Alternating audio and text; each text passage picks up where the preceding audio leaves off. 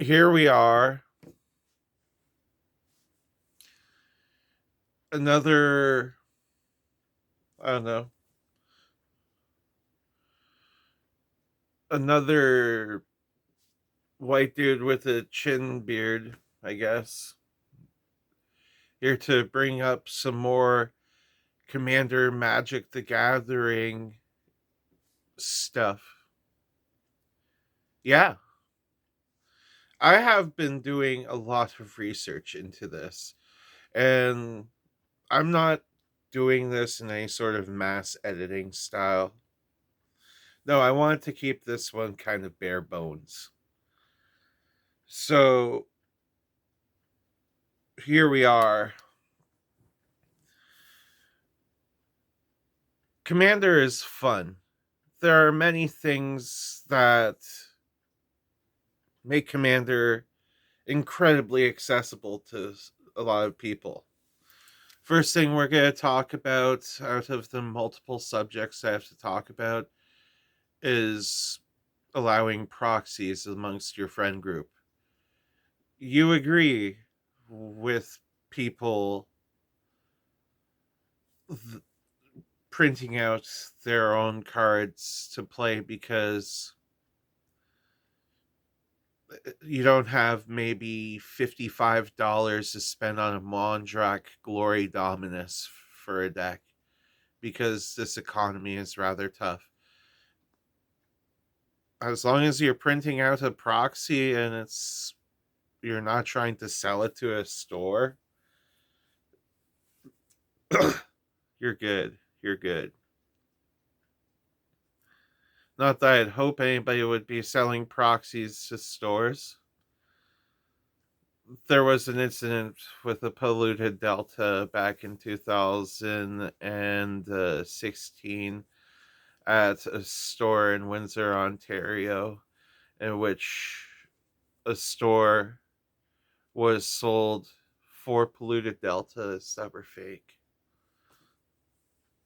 It was the Zendikar expeditions too.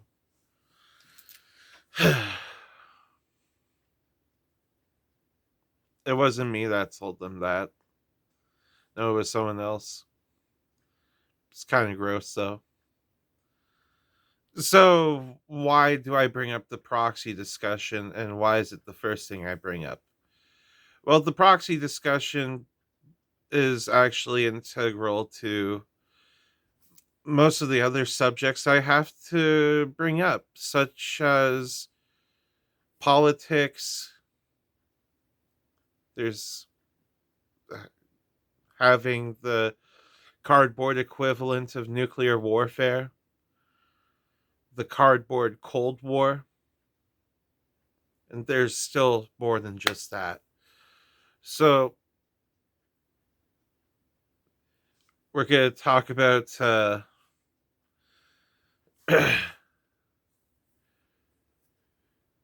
we're going to talk about sitting on we're going to talk about politics right now. Now, there's a lot about Magic Commander that comes with pretenses, such as when you're revealing your commander, there's a chance that you're playing a commander that not a lot of people will like. So you have to try to negotiate with people to let you stay in the game, to let you do what you do. But let's just face it, if you're playing a SpongeBob SquarePants deck that just cascades into everything, even though it's a bracket 3, yes, I didn't build it necessarily too competitive, even though I could have. I'm speaking from experience here. People will still focus it just because on the amount of bullshit you're allowed to do with that deck. And you got to be prepared for that. You got to be prepared to wheel and deal. You got to be prepared to Also cover your own ass. But the politics is one of the biggest things that bring people together. Now, it gets people working together to threat assess, maybe come up with a plan, maybe people do some sick one off combos with each other. That's the beauty of politics and Commander. And I've seen some fun things resolve. Another thing that I will talk about the politics in Commander is it kind of goes from a democracy to the Salem witch trials. And if you're the arch enemy, or you are declared the arch enemy of the table, it is no longer politics. It is essentially the Salem witch trials, and you're about to be burned at the stake.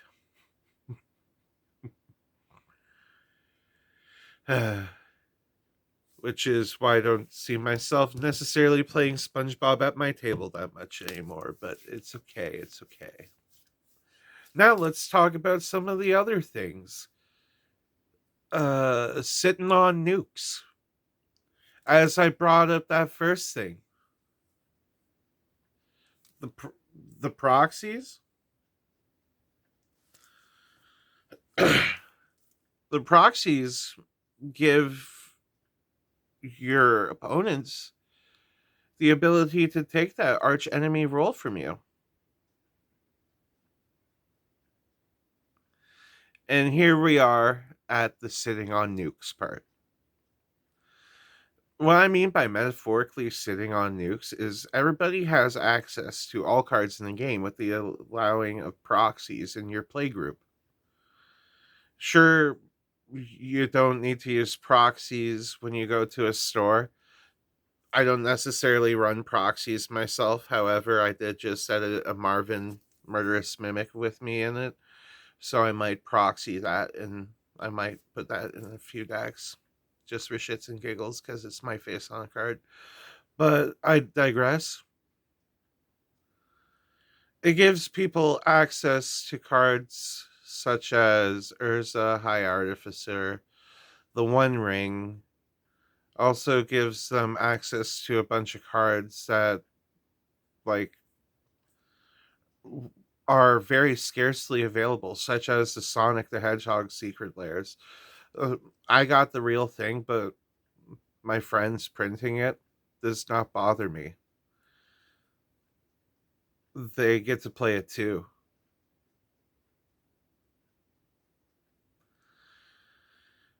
Now we get to printing like the bullshit cards. Now, this is what I mean by sitting on nukes. There are a bunch of cards that are like best in slot cards that obviously will make your table not too happy. It essentially makes your play group evolve to a state where you go into the Cold War. Yes. This is going into the third point I brought up earlier, the Cold War portion of it. The Cold War is where y'all are just sitting there waiting, waiting, tensions building up for something to happen. Maybe someone will throw that Ristic study in their deck. Maybe someone will throw not only the Ristic study in the deck, but a Smothering Tithe. Maybe someone will have maybe someone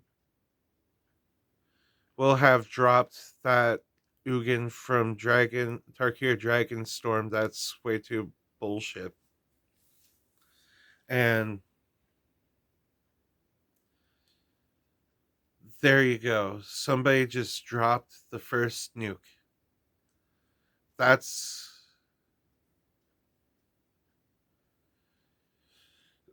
that long period between dropping the first nuke and just sitting on it the entire time. That's the Cold War. Now, you hope your friends don't throw not only a Braids Cabal minion, uh, Bolus Citadel, a demonic tutor, a vampiric tutor, the One Ring. Like, just so many fucking game changers in the deck.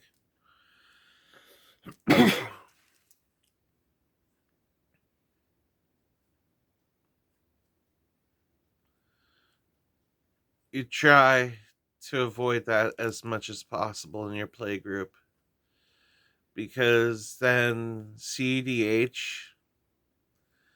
becomes a salty pit of despair, and you do not want to bring your. That's Fallout, people.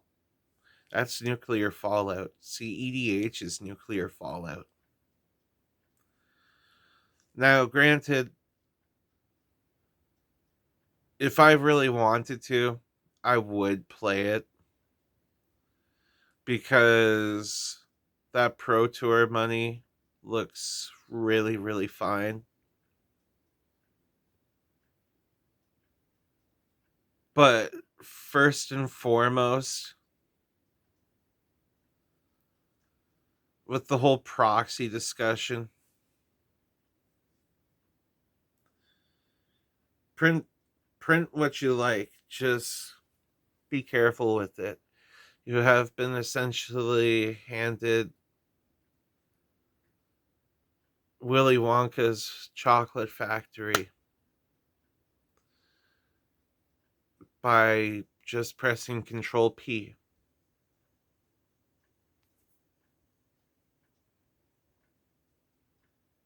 Yeah. Now there's more. There's more I have to bring up. Oh my god. I'm going to bring up to you some tips and some tricks. So you at least have a fun time. There are natural timings in our head that tell us we need to react to this right away. Sometimes you just need to take a second there, hold the game state, and maybe sometimes let that action through for chaos sake. Trust me. Just because it doesn't fall into your agenda, chaos theory, okay? Like right now, I'm talking to myself. That's chaos theory. Yes, I had to do that.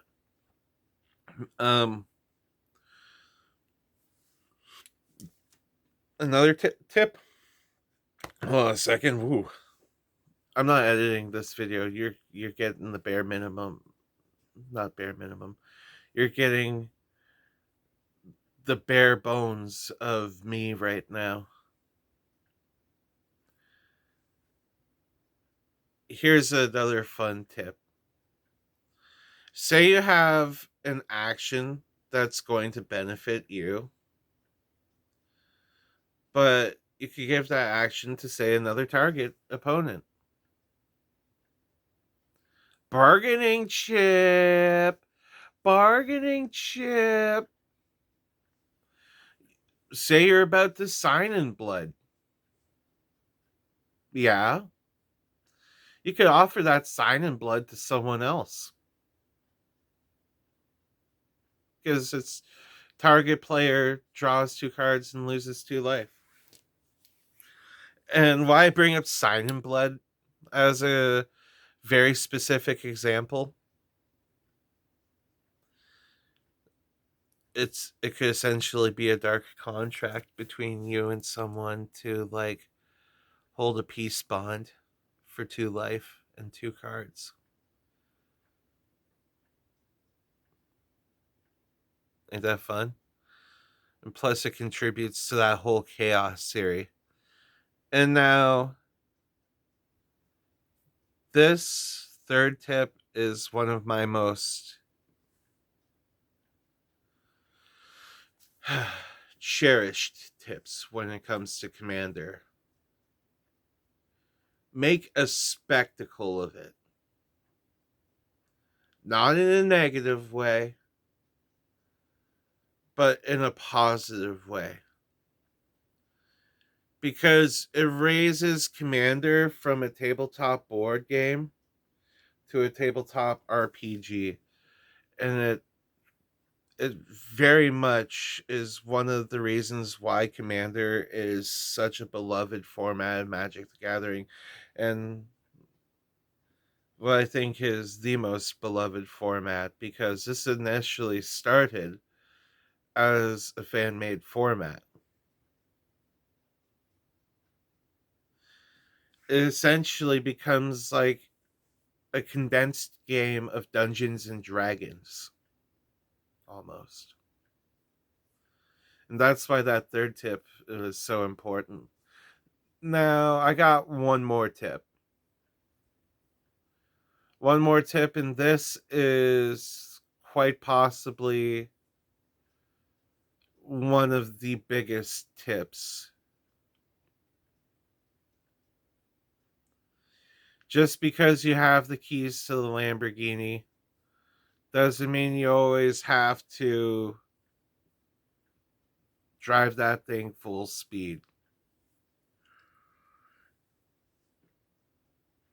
Now, what does that metaphor mean? Oh my god. Yeah. Playing to win